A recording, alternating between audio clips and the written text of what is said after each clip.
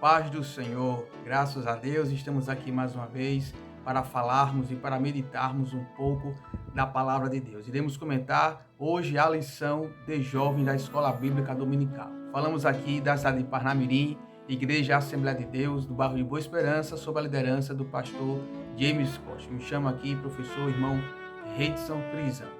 Então hoje, dando continuidade a mais uma aula, iremos aí comentar a lição de número 5, da lição de jovens, que tem como título A Falta que Faz um Líder. Antes de iniciar provavelmente a lição, eu lhe convido a se inscrever no canal, a dar o like, a compartilhar, para que mais pessoas tenham acesso ao conteúdo e com certeza serão edificados na palavra de Deus.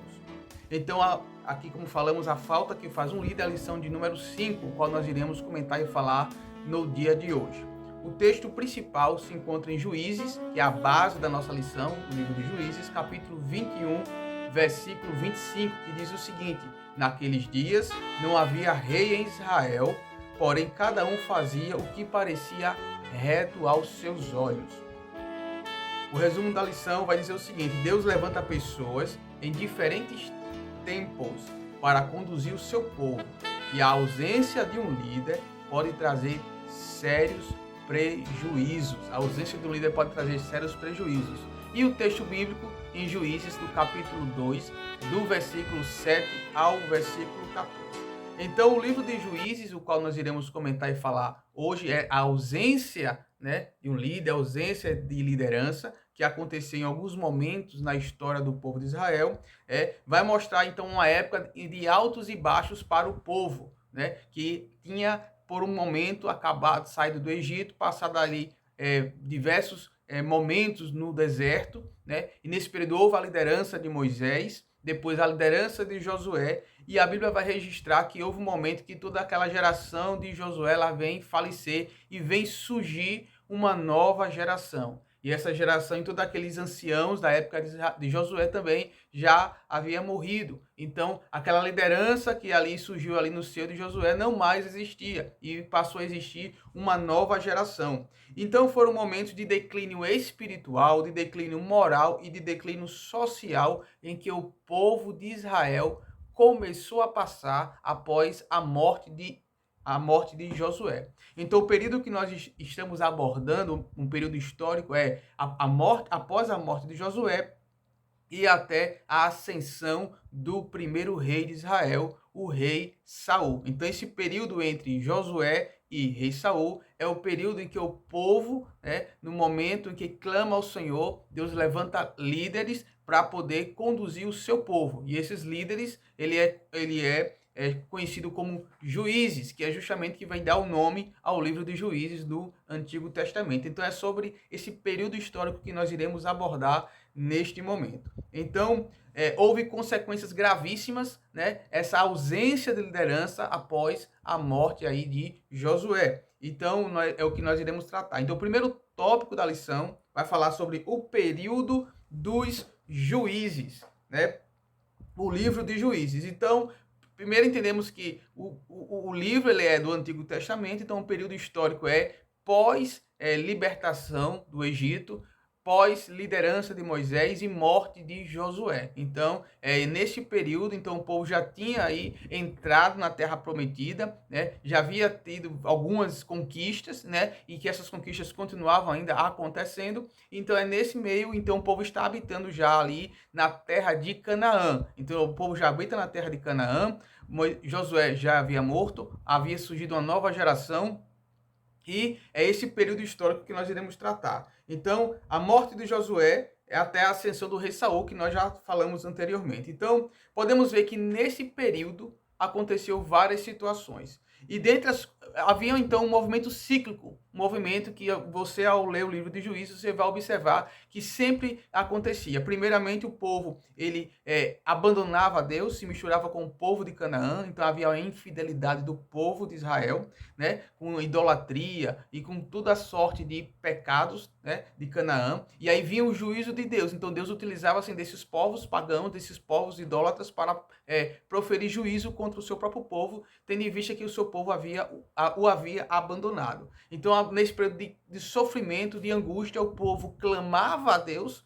né, chegava-se, lembrava-se de Deus, e Deus, em sua infinita misericórdia, ele levantava um líder, né, para poder socorrer o povo, né, dessas garras dos inimigos estrangeiros. E aí havia uma resposta, então, do Todo-Poderoso, né, após esse clamor. Né? E aí Deus, então, o juiz, ele vinha então para libertar o povo nessas situações de dificuldade. E aí surgia novamente, o povo entrava, quando havia um momento de paz, de bonança, o povo voltava a esquecer de Deus, voltava a pecar, voltava a errar, e aí o ciclo se repetia. O povo clamava, Deus se levantava um juiz, né?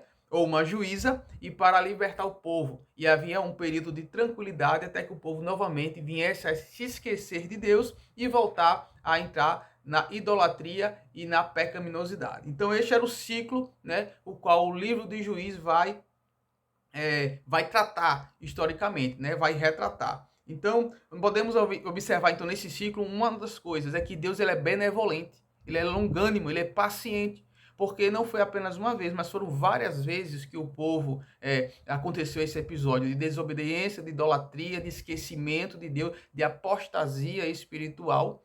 E mesmo assim, mas aí quando o povo clamava, Deus, ele atendia. Né? Deus levantava homens e mulheres para ali poder restaurar a paz, né? Trazer refrigério para o seu povo nesses momentos de tristeza e de angústia. Então observa quanto Deus, ele é benevolente, é o que o comentarista aqui ele vem destacar, da benevolência de Deus e da longanimidade, né? Então sempre o Senhor sempre ouve e atende o seu povo quando este se arrepende. Então, algo também importante a frisar na lição de hoje é que o clamor, Deus, ele se prontificava em obedecer, socorrer o seu povo a partir do momento que o povo ele se arrependia, ele clamava, ele entrava em desespero, e então havia um arrependimento. E com o coração arrependido, o Senhor, ele ali trazia o socorro necessário para o seu povo. Então Deus, ele está atento, né? Os seus ouvidos estão atentos para ouvir o clamor do seu povo, desde que este sim se arrependa dos seus pecados. Então, desde que o povo se arrependesse de seus erros e de seus pecados e buscasse a Deus, Deus era longânimo, né? Então Deus levantou homens e mulheres fiéis para poder justamente socorrer o seu povo. Já no segundo ponto, na segunda parte aqui do primeiro tópico, vai dizer a liderança dos juízes. Então, vemos que foram movimentos cíclicos que acontecia nesse período histórico e vemos que sempre foram levantados juízes. Então, foram aqui um total de 14, né? O número de juízes que estão registrados nas escrituras são um número total de 14, que vai desde aqui diversos, como já conhecidos, né? Da Bíblia.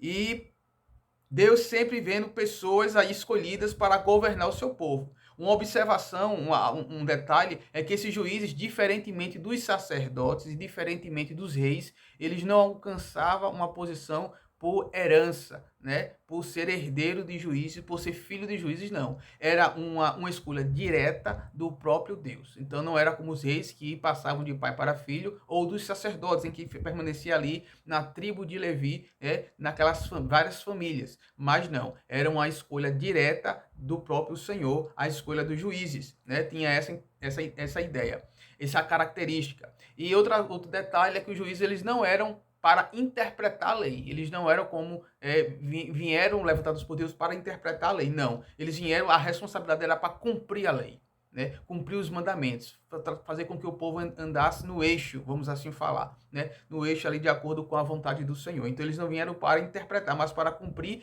e levar o povo de Israel a fazer o mesmo, a cumprir os mandamentos do Senhor.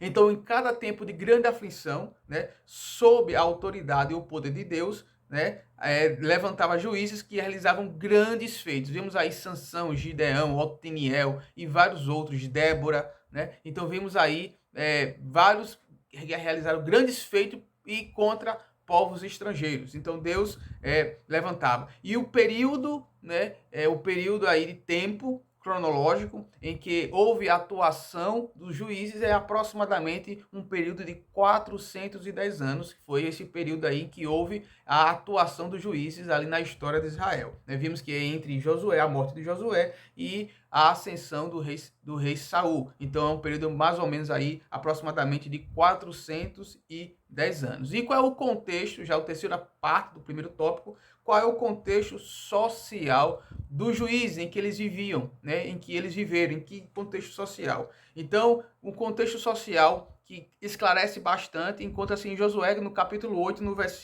capítulo 18, desculpe, no versículo 1. Eu vou aqui falar para que o pessoal entenda qual era esse contexto. Era o seguinte: não havia rei em Israel. Aí o capítulo 21 e o versículo 25 vai complementar. E cada um fazia o que parecia reto aos seus olhos. Então esse era o contexto. Não havia rei em Israel e cada um fazia o que parecia bem aos seus olhos. Então observa aí que não havia uma liderança. Em outras palavras, não havia líderes. O povo sentia-se livre para fazer aquilo que achasse ser correto, aquilo que achasse que deveria fazer. Então esse era o contexto em que estava vivendo ali o povo de Israel. Então a desobediência foi uma marca no tempo dos juízes. Por que a desobediência? Porque cada um fazia o que era bem aos seus próprios olhos. Não havia uma liderança, não havia alguém que guiasse o povo, que conduzisse o povo pelo caminho correto, assim como Moisés e Josué conduziam tempos atrás. Então o povo, ele se desviou dos mandamentos do Senhor, ele foi indiferente aos mandamentos, ele negligenciou a lei, negligenciou todas aquelas ordenanças, Então houve um período de frieza espiritual, um período de declínio moral. O povo começou a se misturar com os hábitos e costumes dos povos cananeus ali, dos diversos povos cananeus da região, Houve uma confusão social muito grande. Então esse era o contexto: confusão social, frieza espiritual, declínio moral, desobediência. Cada um fazia o que era bem aos seus próprios olhos. Então o povo não tinha mais a comunhão. A comunhão com o Senhor havia sido negligenciada. Então esse aí é o contexto social em que os juízes ele vem aparecer. E já agora indo para o segundo tópico, vamos falar sobre a falta de um líder, O quanto é que um líder ele faz falta. Então o primeiro ponto é falar sobre o problema. Então, qual é o problema? Sabemos que liderar é o mesmo que conduzir pessoas, orientando-as nas mais diferentes situações. Então, primeiro que liderar é ir à frente, é conduzir pessoas, é orientar pessoas, é mostrar o caminho, o caminho correto a ser seguido, nas mais diferentes situações, assim como um líder de família, uma posição de liderança no trabalho, em alguma situação, no estado social. Essa é a função de um líder, nas mais diversas esferas que podemos encontrar. É orientar, é conduzir pessoas nas mais diversas situações em que elas vão se encontrar. E vimos então que a situação não era das melhores que o povo de Israel ele se encontrava, não eram das melhores. Então, o objetivo é justamente trazer o bem-estar a uma sociedade, Esse é o essencial de um líder: trazer um bem-estar, trazer um conforto, é trazer um sucesso num determinado empreendimento, Se você for um líder de uma empresa, você vai trazer um sucesso para aquela empresa ali com os seus liderados, vai trazer o povo ali para produzir, para o sucesso do negócio.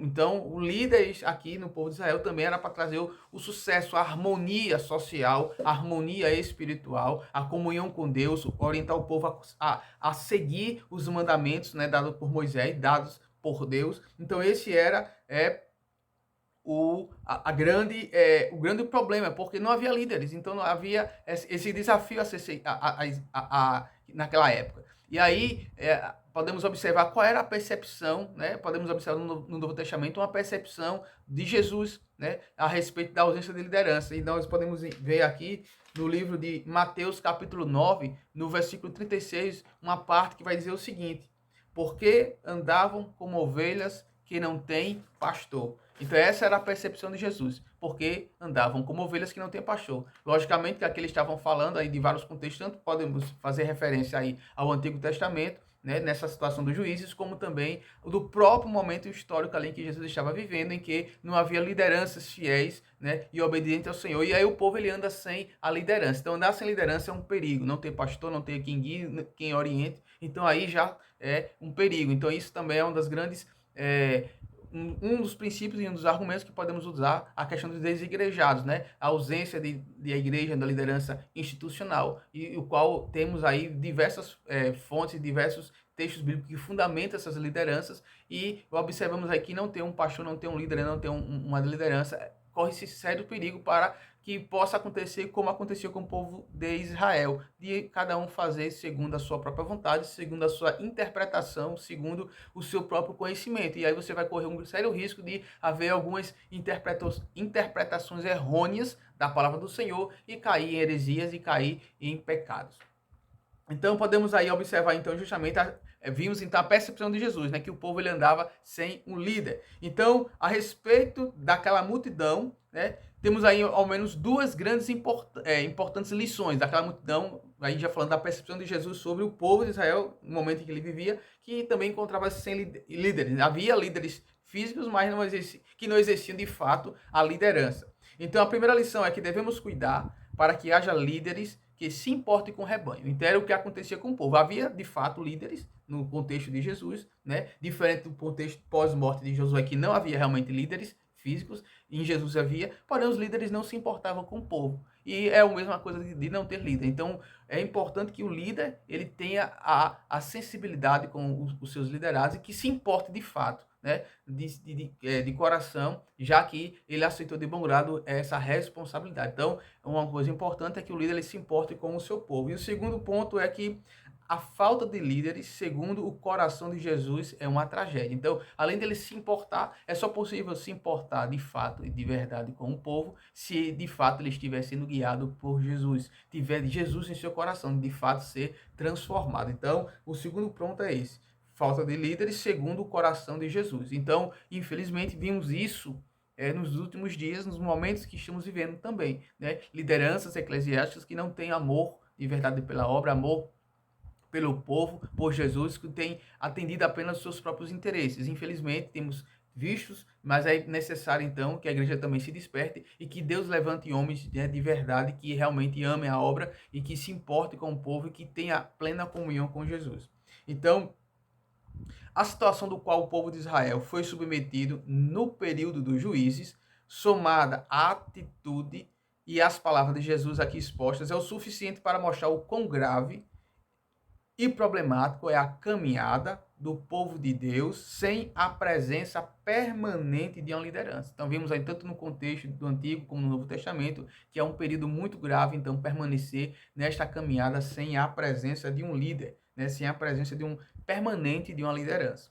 E quais são as consequências gerais disso, né? Dessa ausência de um líder? Já indo para a segunda parte do segundo tópico, as consequências gerais. Então, vamos ver aqui pelo menos 3 consequências gerais, né, da ausência dessa liderança. A primeira, podemos fazer o seguinte: as pessoas ficam sem ter uma direção e se tornam como um barco à deriva, né? Então as pessoas não têm um referencial, andam segundo as suas próprias vontades e é como um barco que não tem um leme, não tem quem o direcione para o caminho certo. Fica à deriva, sendo conduzido para onde os ventos e as marés, as correntes marítimas possam conduzir o barco. Então, é assim o cristão que anda sem liderança permanente. Ele está à deriva. Ele só pode correr o risco de ser soprado e ser conduzido para onde o vento levar. Outro risco, né, outra consequência que aqui vem ser destacada na lição é o seguinte: o povo passa a ter a ideia errônea de que é livre para fazer o que bem entender, prejudicando o próximo, a si próprio e a nação como um todo. Então, pode haver erros de interpretação, né, de percepção do próprio povo, e aí eles aqui, como no caso vem se destacar, achando que podia fazer o que quisesse, era livre, e aí vem prejudicar a eles mesmos, o povo, e prejudicando o outro, prejudica toda uma sociedade, todo um povo, no caso específico da lição, o povo de Israel. E o terceiro ponto, terceiro ponto levantado como consequência dessa ausência de liderança é: as pessoas ficam mais vulneráveis aos ataques dos inimigos e toda sorte de males. Então, as pessoas vão ficar vulneráveis, porque se ela não tem uma liderança que oriente, que guie, que o ame de verdade, elas irão ficar vulneráveis a toda sorte de doutrina, de influências, de pensamentos, de informações. Então, esse é os 3 grandes problemas aí sobre a ausência permanente de liderança. E vimos então agora indo já para a terceira parte, vai falar sobre, ainda do segundo tópico, vamos falar sobre as principais consequências. Então, a consequência da falta de uma liderança permanente são inúmeras. Porém, vamos ver algumas de acordo com o livro de Juízes, que aconteceu, já que a referência do nosso estudo é o livro de Juízes. Houve, então, confusão social, caos moral, apostasia, né? A apostasia foi essa frieza espiritual, né? Porque o povo começou a ser uma liderança permanente e seguir os seus próprios caminhos. Então se misturou com os costumes, com os hábitos, com a cultura dos cananeus. Então entrou-se na idolatria, né? Devassidão, nos cultos idólatras, né? Oferecendo aí a ídolos o seu culto. Então, a devassidão tomou conta aí de grande parte do povo de Israel por diversos momentos, nesse período aí de aproximadamente 410 anos. Então, houve um caos moral, um caos espiritual, uma apostasia, um distanciamento aí da palavra do Senhor e dos mandamentos do Senhor. Então, essas são as consequências ali no contexto de Israel, né, da ausência permanente, né, de uma liderança, nesse contexto aí dos juízes.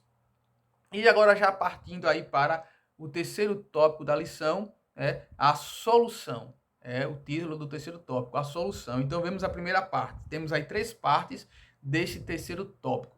A primeira parte vai dizer o seguinte: a inevitável necessidade de transição. Então algo importante a ser lembrado e a ser observado a quem exerce papel de liderança, que em algum momento vai exercer, tanto na questão da igreja, em qualquer outra situação, é que é necessário haver uma transição. Ter essa percepção de que a liderança ela é passageira. Nós não somos eternos aqui neste corpo, então nossas posições que viemos ocupar, os nossos cargos que viemos ocupar, ou qualquer função que viemos a exercer, ou que se venha a exercer, ela é transitória, ela não é permanente. Então líderes se levantam, líderes se deitam, se acabam, né? Eles vêm a falecer, são retirados da posição, ou se retiram. O seu tempo, independente do motivo, ele acaba o momento, né? Ele acaba o período. Então, é o momento de início e o momento de término de uma liderança. Então, há sempre uma transição. Então, é preciso ter esse momento de transição. Então, todo líder tem as suas limitações, né? Todo líder tem a sua capacidade, o seu tempo necessário, como o próprio Eclesiastes diz, que há tempo para todas as coisas debaixo do sol. Então, é preciso ter compromisso então com o futuro da obra do Senhor, agora falando mais precisamente na obra do Senhor. Então, é preciso então preparar lideranças. Então, aquele que é líder, ele deve ter a consciência de que o momento dele vai passar, ou o momento de outros líderes que estão sob sua coordenação vai passar, e é preciso então estar sempre observando quem pode substituir aquele líder, né? Então, a liderança ela é passageira, ela não é eterna, e é preciso então ter essa consciência justamente sobre com o futuro da obra do Senhor, né? Que quando aquele período acabar, aquele líder, o que vai acontecer com a obra? Quem que vai substituir? Quem que vai exercer aquela função e aquele cargo? Então, é um pensamento que deve permear a cabeça dos líderes, né, para que assim possam saber dessa situação, que não são eternos e que seu momento um dia vai passar, vai chegar, e que outros deverão ali assumir o seu lugar, a sua posição, né? Então isso aconteceu em diversos momentos. Quando Moisés ali já estava para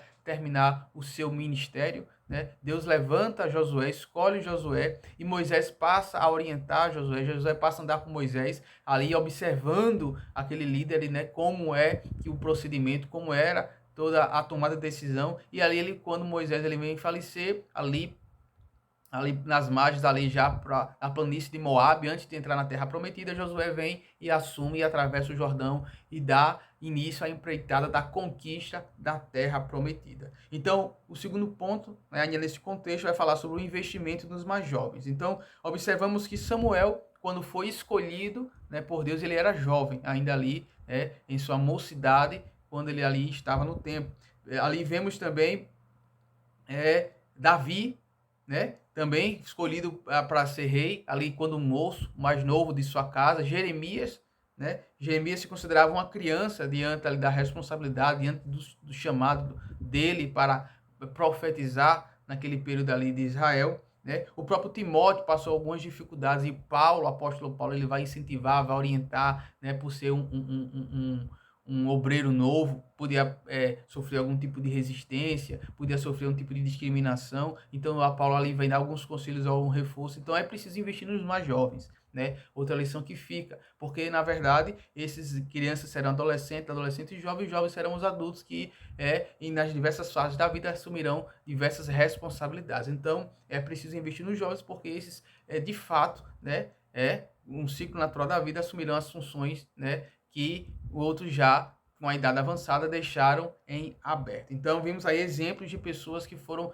preparadas, foram chamadas em sua juventude para assumir funções, como Davi, como Samuel, né, e como o próprio Timóteo no Novo Testamento. E o terceiro parte da lição, agora já no finalizando, é deixando um legado positivo, né? Deixando um legado positivo. Então, aquele que exerce liderança, ou em qualquer esfera da sua vida, é importante deixar um legado. E o que seria um legado?